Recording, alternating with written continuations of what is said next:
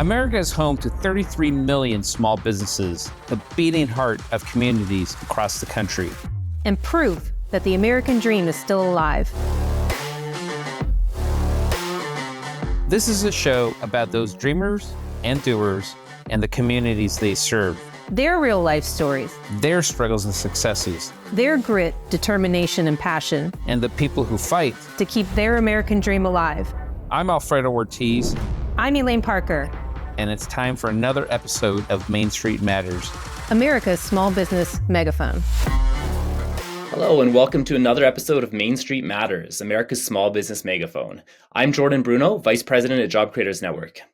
And I'm Toni Angelini, Senior Vice President of Advocacy and Operations for Job Creators Network. Please subscribe to the show at salempodcastnetwork.com or wherever you get your podcasts. Today, we're joined by Red Taylor. Red is the founder of RedTaylorInsurance.com and CEO of Health Trust Financial Network, an independent insurance, wealth management, and financial services brokerage firm. He leads a team of more than 4,500 independent agents across the country. He is also the top representative of Metashare, a leading alternative to traditional health insurance. Red, welcome to Main Street Matters.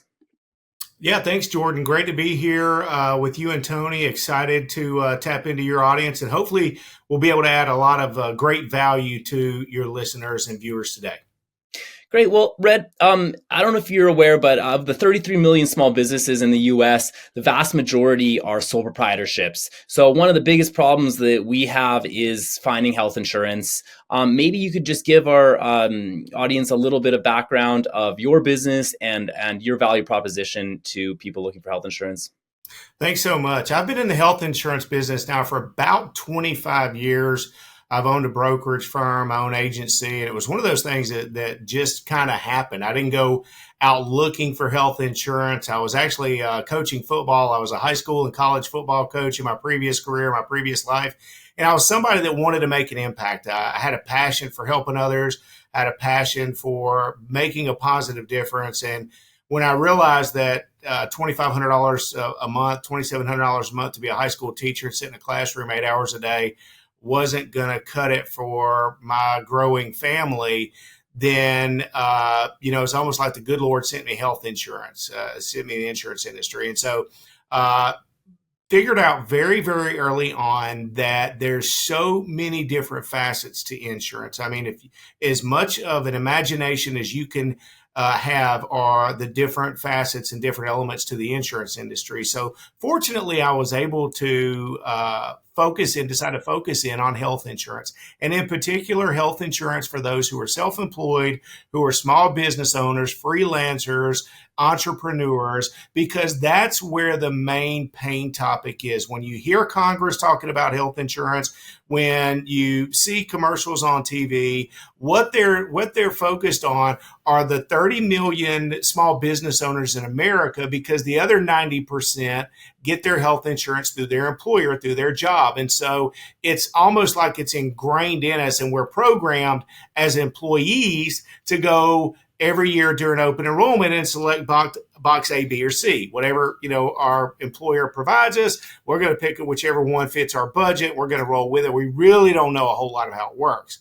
But as those who are self-employed, your health insurance is generally, and I say generally, 96.7% of all those who are self-employed and small business owners, the number 2 expense behind their payroll is their health insurance. So you want to talk about a thorn in people's sides, and then every year during enrollment, whatever their open enrollment period is, their rates go up for no good reason whatsoever. And so I'm not always the favorite person that people like to talk to, but I may always be one of the most effective. Great. Well, yeah, I mean, I think we've all seen the prices of health insurance just go through the roof. I think the latest data I saw was it's about $25,000 a year in annual premiums for coverage, and that's employer-sponsored coverage. So why do you think healthcare and health insurance has gotten so outrageously expensive? Oh, that's a great question, Jordan. So, kind of get with me on this. So the human body has, an awful lot of working parts, right? And we humans value our life greatly. And, we can add in all of the science, all the medicine, all of, let's don't forget big pharma, and then the government. And so, what we have is an absolute broken, confusing system that enables humans and Americans to live much longer now than they ever have, but we're living with more disease. And so, in order to live with all this more disease, then we have to be able to treat it and care for it in hospitals and facilities with drugs and pharmaceuticals and things of that nature. Let's throw on top of that the advent of the Affordable Care Act, okay, which was put into law, passed into law in 2010 in the dark of night, instituted in 2013, okay? And don't get me wrong, there are some people that the Affordable Care Act helps, okay, because we do it and we help our clients with it as well. But, in 2010, when the Affordable Care Act was passed, the largest health insurance company on the planet is United Healthcare, and they still are today. Well, their stock was trading at about $35, $36 a share. If you'll pull up your ticker right now, you're going to see it trading at about $600 a share. Okay. And I'm all for people making money. I'm a for-profit business myself. My wife and I, we've got 6 kids, and I got 2 in college right now. So we got to earn a living. But if you look at one side of this table and they're all about the Affordable Care Act and government-sponsored health care and more intrusion from the government, let's don't kid ourselves at who that's really, really helping. It must have been a wild ride for you. It sounds like you were about a decade into your health insurance company when Obamacare was passed. What was that like for you as sort of the entrepreneurial side of things, as a small business owner yourself? How did you adapt to such an incredibly invasive, set of policy proposals for the healthcare industry? Oh, Toni, I thought I was going to die. Really and truly, I thought. My grandfather told me. He said if you ever want to be self-employed, he said you better get prepared for late nights in the dark of your home, quiet with nobody else around you, with your hand in your head and having absolutely zero answers and no vision of how you're going to be able to go on. And really and truly, that was the time, notwithstanding others as well, that happened, because there was a completely new set of rules that were thrown at us. I will say that I've got a blessing, because in life, I've always been handled adversity, and I believe that adversity is going to come for us no matter what. When you wake up in the morning, tough times, tough scenarios, changes, problems are heading your way. Some days they head your way at 5 miles an hour. Other days it seems like they're heading your ways at 150 miles an hour, but they are heading your way. And so what I always thought about was, just show me the rules. Just let me figure out what the rules of the game are. And then it's my job to go out and find a way to win. And that's what I've been able to do. And we were able to do it pretty, fairly quickly. And winning in this industry has always gone back to service and always gone back to helping other people. Okay. With health insurance, like I said, it's a huge pain topic for folks. And there's an entire spectrum of the pain, but the number one pain spectrum for health insurance is the affordability. People can't afford health insurance. And so we've kind of made it our mission to help people find affordable health insurance. And then the second thing is a personal thing to me, because there's a lot of stuff out there that people can sell like me that, quite honestly, the average consumer, they don't understand it. They don't get it. Nobody gets health insurance. But secondly, and maybe most importantly to me, was I had to make sure that people had top quality major medical health care. If anybody ends up in the hospital, man, you have surgery, inpatient, outpatient medical procedures. God forbid you end up in the ICU unit. Cancer shows up, heart disease shows up, stroke, all the big stuff that nobody ever wants to deal with, but we know it happens. I got to know that I know that you're taken care of. And thankfully, we've done a really, really high level job and been excellent at those two elements over the years. That's why I feel like we've been successful. So you said something before that triggered the memory. We've said here at Job Creators Network a lot. Health insurance is not health care. And there's an awful lot of people that think that just because someone can check the box that they're insured, that somehow they're also able to be well cared for in God forbid the event of some sort of a healthcare crisis. How do you sort of play into making sure that not only are people well insured, but that they are actually receiving the health care in, that exam room with their doctor, the health care that they need to get them better? Yeah, that's a great question. It's difficult. I'll be honest with you because it's an education perspective. We try to educate our clients as much as possible. Once again, it's not a really sexy topic. So, when you tell folks that you need to be diligent and you need to be prudent in the conversation that you're having with your doctor, you need to ask additional questions, and asking why is really, really good. Okay. Your doctor is, unfortunately, they have motives as well. And so, I was reading this morning on a publication on the sliding scale of what high blood pressure and hypertension used to be. Do you guys know that in 1938, a blood pressure of 200 over 100 was considered normal? Okay. And now if you go to your doctor and you tell them you got a blood pressure of 120 over 80 and you're over the age of 50, they're probably going to try to put you on some kind of meds. Okay. Well, why is that? Because that doctor has been inundated over and over and over again with quotas he has to meet, and pharmaceutical companies, reps that are rolling in there and pumping him full of samples. Okay.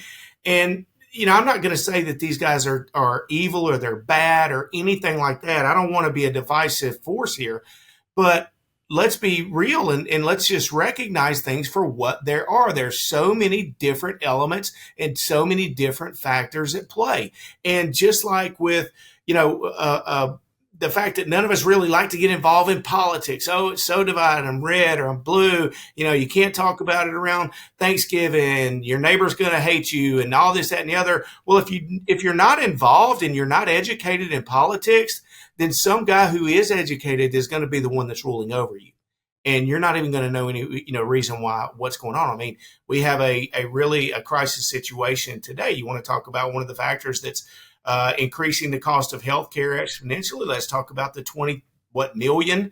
What is it? People can talk and argue over the numbers, but it seems to me like there's somewhere in the neighborhood of 12 to 20 million, illegal immigrants in America now that have come in flooding through our borders over the last 3.5, 4 years due to the direct policies in the White House right now. Okay. Well, those people are getting free health insurance. Okay. Like guys like me, brokers like me who do this for a living. If there is an undocumented alien or illegal alien, whatever you want to call these people, they're still humans. They're still children of God, and they deserve it. Ain't their fault. Heck, you'd do it too if you were in their situation, right? You do anything you could to give your family a better opportunity and a better life. Okay. But that's not your responsibility, and it's not my responsibility to go and work hard to leave our families, to go and sacrifice our time for the money that we make. And then they take the money that we make and we go and pay for people's health care that aren't even supposed to be here by law. So yeah, it's driving up the cost of healthcare, and it's minimizing the access to doctors, to hospitals, to facilities, because if there are 20 million illegal aliens in America, illegal immigrants in America, okay, did we hire an adequate proportional amount of doctors, nurses, hospitals, beds? No, didn't work that way. So, Red, what do you say to people who are looking, like, how can people get cheaper or let's say less expensive quality, less expensive, higher value health insurance? Yeah, so here's what I would recommend to anyone. Okay. First and foremost, you need to shop your healthcare every year. Okay. Whoever your local independent insurance broker is that you feel good about, that you can trust, I would recommend that they at least have 10 years of experience in the industry. Why? Because it changes. It's crazy.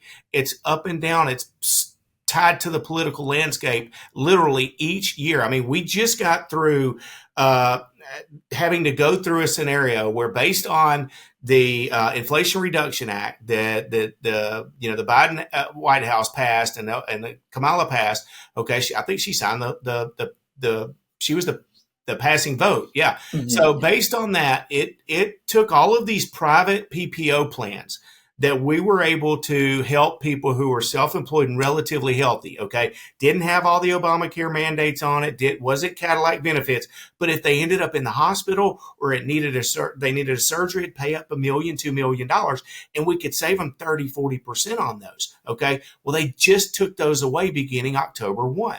So now we could only sell those plans for 30 to 60 to 90 days and not 12 months. So that hurt a lot of people, okay? Secondly, you want to look at alternative types of healthcare. As you mentioned, I'm a huge proponent of faith-based healthcare sharing plans, okay? We've got an exclusive relationship with the largest faith-based healthcare sharing program out there on the planet called Metashare, which is Christian care ministry. Guys, this is like health insurance for Christians. It's not health insurance. It is faith-based healthcare sharing.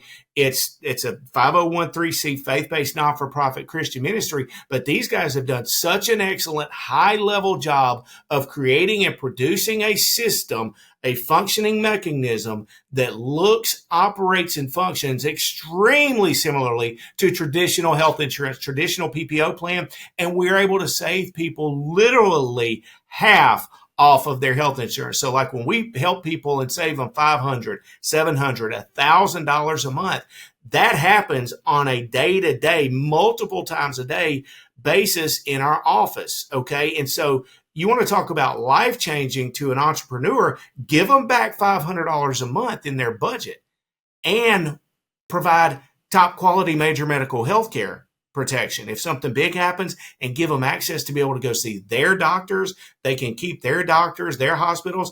It's life-changing. Yeah, one of the things we talk a lot about to reduce costs is getting the bureaucrats and the government officials who operate between the patient and the provider out of the exam room to help bring down those inflationary costs and pay for care directly, ideally in a price transparent way, where you can look and find the best value. From what I understand, can you explain a little bit more about Metashare? From what I understand, it is more of that direct purchase. So for instance, if I need a gallbladder removal, Metashare and I will work together in partnership to find the best care for the best price, and then I'll be reimbursed by Metashare for that cost? Okay, so yes and no. That's why we have you to clarify. It's complicated, brother. Yeah. So there are some sharing programs out there that are direct pay or self-pay reimbursement type programs. And I'm just going to tell you, man, I don't feel comfortable with those. Okay, so think about it, Jordan. Toni, the average person, let's say you go in for a gallbladder surgery, right? And like I said, we can't even put makeup on this thing and make it look good. So nobody likes talking about this stuff. But a gallbladder surgery, let's say you're in the hospital for a night, or, a little bit of something pops up and you're in there for 2 nights and you may need some additional care. Let's say the cost on that pops up to $50,000, right? You got a surgeon fee, you got an anesthesiologist, hospitalization, whatever it is they're doing, it's $50,000. Okay. Well, if you're self-pay or you're on a reimbursement program, you are responsible for paying that $50,000, okay? And then other members will send reimbursement checks throughout whatever time frame they send, okay? While I do believe that the method and the mission is rooted in ethical and the whole idea of sharing and getting these members' medical bills paid for, I don't feel comfortable in that. Most people don't have $50,000 sitting around and they don't want to go put it on a credit card and wait for 9, 10, 12 months. Somebody send them a $300 check every month. That is not a long-term model for success, okay? Where Metashare differs, when you go into the doctor, you got a card, okay? It's got a PPO network on there. And so when you walk in, you're greeted as someone who has normal. You negotiate rates then with all the providers. Exactly. The doctors are able to file it. And it goes into another whole system now, all this PPO negotiated and all these codes and all this mess. That's another big, big problem. But it does get those usual and customary codes and those usual and customary discounts. Therefore, let's say you go into the orthopedic surgeon. This is something that happened to me a few months back, okay? Go in, had an issue with my wrist. I like to lift, and I'm not getting any younger. And so there's a little pain. So go in. First thing they're going to do is send you back there, get x-rays. They're going to poke on you a little bit. Well, okay, we need to give you a shot of whatever it was. A couple of shots later. Well, I have Metashare. I'm 52 years old. My wife and I, we've got 6 children. I've been on it for like 10 years now, which is another thing because I can sell any health insurance policy out there. The average health insurance policy, the life of a health insurance policy is 11 and a half months in America. The average life of a Metashare program is 41 months. I've been on it for 10 years. So it's a long-term success. It's a long-term opportunity to give people something that really works for them and control the rising cost over a long period of time. Back to the story. I ended up getting the bill in the mail 4 or 5 weeks down the road, and it showed where that visit normal charge was like $720. Listed all the discounts, all the codes. Everybody's seen all that stuff. Nobody knows what in the world any of it means. But somehow that visit ended up costing me $281. Well, I had to send them a check or put my card on there, and that stinks. Everybody wants it to be covered. Why didn't my copay cover it? That's what everybody wants, right? That everybody wants to be able to go to the doctor. They want to be able to get all the services that they need. They want to be able to pay a $30 copay and not get any medical bills. I do too, okay? And if I can ever figure out a way to develop that at somewhat an affordable level, I am not going to be doing podcasts anymore, even though I love talking to people and creating value. But, it's a unicorn. It's not available. And so the whole game, in order to help people be successful, is to take on the mentality of the insurance companies or of the huge health share programs. What do I mean by that? Well, go to New York City, go to Dallas, Texas, go to Atlanta, Georgia. The insurance companies have the tallest buildings right next to the oil and energy companies in every major city in the world. Well, the way that they buy health insurance on us, or let's say on massive employers with 1,000 or 10,000 employees, is they'll say, okay, we want to cover the first 10 million, 20 million. Let's cover the first 50 million of this group, right? And then we're going to go to Lords of London or some big reinsurer. We're going to say, hey, you come in and cover over the 50 million. We'll cover the first 50. You cover the over. And they're able to keep those costs down. Well, as consumers, why don't we practice that? Because we're not taught that. We don't see that. Number one, we don't understand insurance. Number two, we don't see that as being an option that is going to be in our advantage because we want day-to-day stuff. We want now. We want everything to be paid for, just like that's the same type of philosophy and the approach of the reason why credit card debt's at an all-time high right now, okay? And now we look at credit card delinquencies are at an all-time high.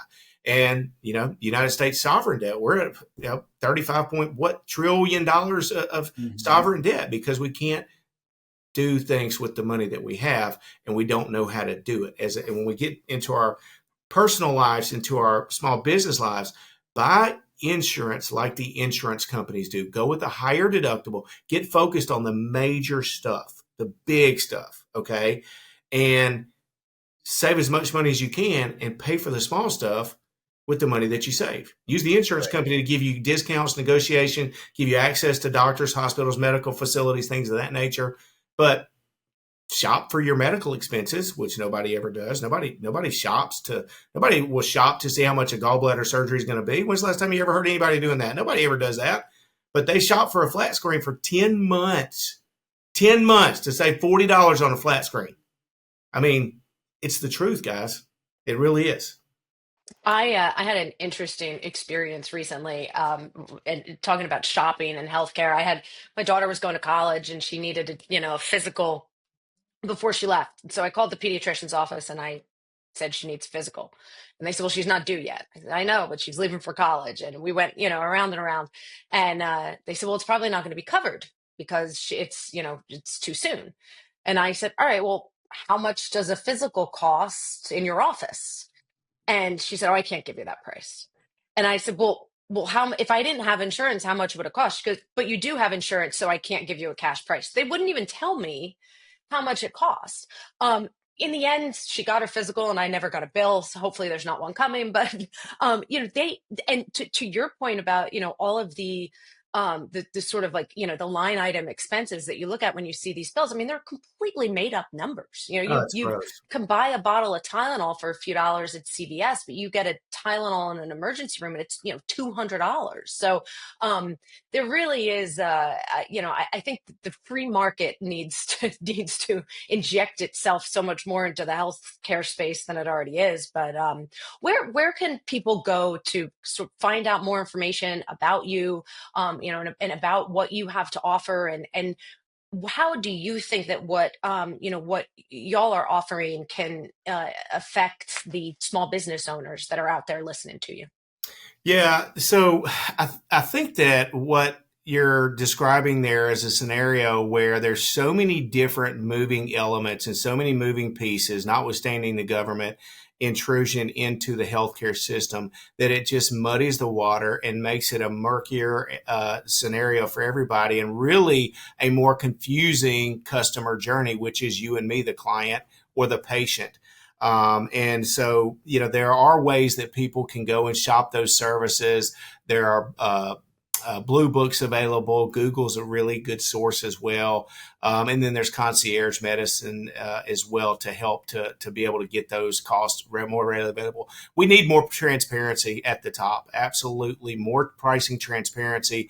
And they have to find a way to quit allowing it's really the insurance companies to charge such escalated rates, or to force these hospitals, these medical providers, to charge such escalated rates. So it's a very, very complicated subject that I'm sure anybody wants to listen to. But yeah, if you wanted to find me, we are really happy to help anyone that needs healthcare. We can be found at redtailorinsurance.com.